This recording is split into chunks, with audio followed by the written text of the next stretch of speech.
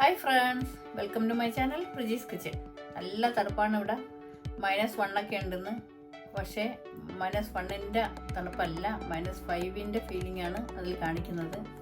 അത്രയ്ക്ക് തണുപ്പുണ്ട്. വെളിയിൽ ഇറങ്ങാൻ ഭയങ്കരമായിട്ട് തണുപ്പ്.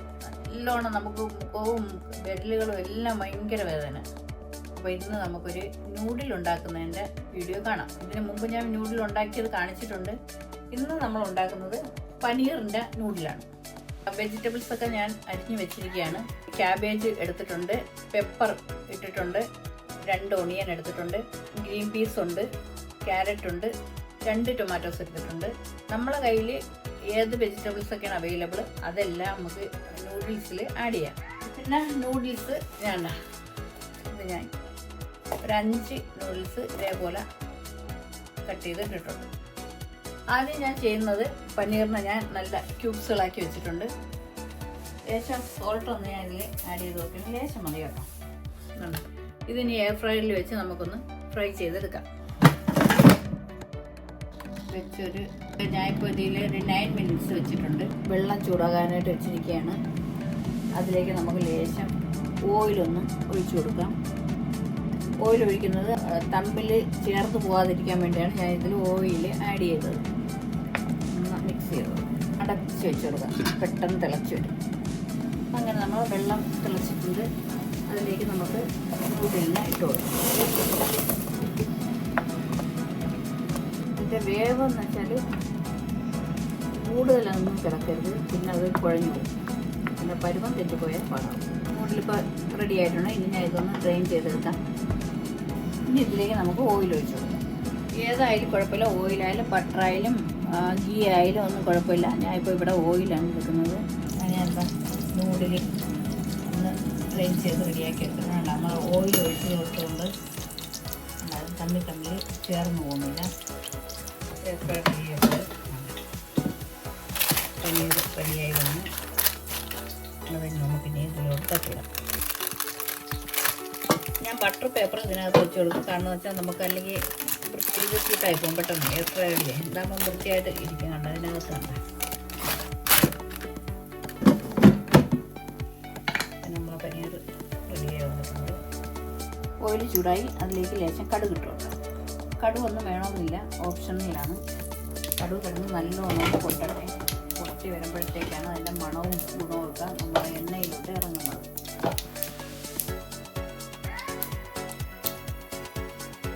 ഏകദേശം എല്ലാ കടവും പൊട്ടിയിട്ടുണ്ട്. ഇനി നമ്മൾ അരിഞ്ഞ് വെച്ചിരുന്ന വെജിറ്റബിൾസ് ഇതിലേക്ക് ചെയ്താൽ ഇത് കുറച്ച് നേരമാണ്. ഇനി ഇതിലേക്ക് നമുക്ക് നൂഡിലുണ്ടായിരുന്ന പൊടിയില്ലേ, ആ പൊടി ഇട്ട് കൊടുക്കാം. നൂഡിലിൻ്റെ അകത്തുണ്ടായിരിക്കുന്ന പൊടി എപ്പോഴും ഉപ്പുള്ളതായിരിക്കും. അപ്പം നമ്മൾ നൂഡിൽ ഉണ്ടാക്കുമ്പോഴത്തേക്ക് ഉപ്പ് ആഡ് ചെയ്യേ വേണ്ട, കൂടിപ്പോകും. ഞാൻ പനീറിൽ മാത്രം ഇച്ചിരി മൂപ്പിക്കാൻ വേണ്ടി ഉപ്പൊന്ന് ആഡ് ചെയ്തതേ ഉള്ളൂ. ഇനി നമ്മൾ മസാലകളും ആഡ് ചെയ്തു.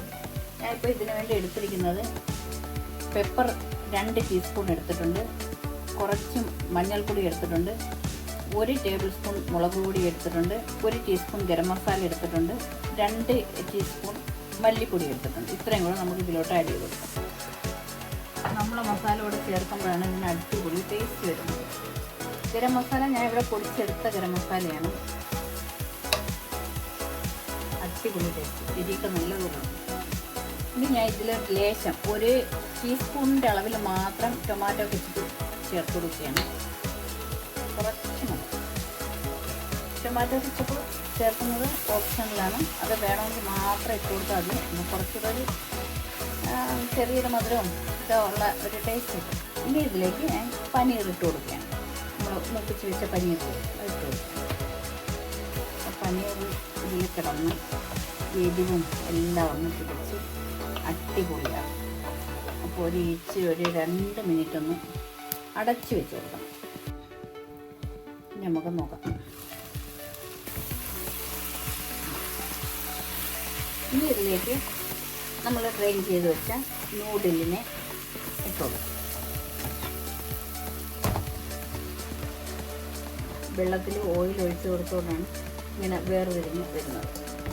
ഇനി ഇത് നല്ലപോലെ മിക്സ് ചെയ്തു തവിയിലുള്ളതെല്ലാം മാറ്റിയിട്ട് നമുക്ക് തവിയിടാം. ഇപ്പുറത്തെ സ്ഥലം ഈ സ്ഥലം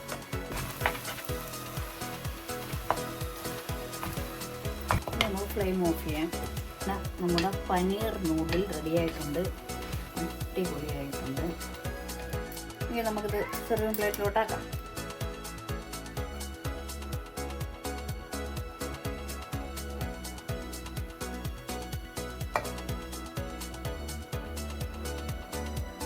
അങ്ങനെ അടിപൊളിയായിട്ടുള്ള പനീർ നൂഡിൽ റെഡിയായി. അടിപൊളിയാണ്, സൂപ്പർ.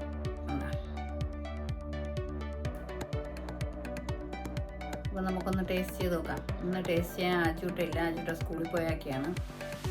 അപ്പം ഞാൻ തന്നെ ഒന്ന് ടേസ്റ്റ് ചെയ്യാം. ഓക്കെ,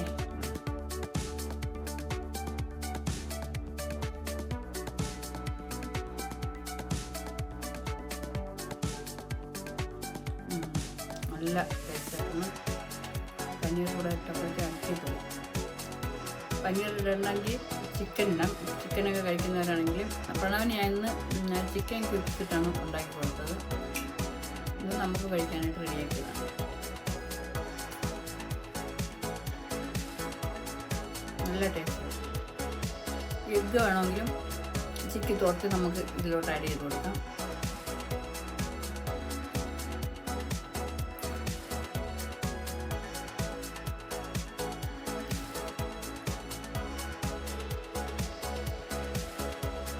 എരിവെല്ലാം പരുവത്തിനായിട്ടുണ്ട്, എല്ലാം കറക്റ്റ് അളവിലായിട്ടുണ്ട്.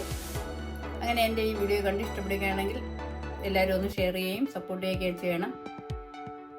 ഇനി അടുത്ത നല്ല ഡിഷുമായിട്ട് ഞാൻ ഉടനെ എത്തുന്നതാണ്. എല്ലാവർക്കും നന്ദി, നമസ്കാരം.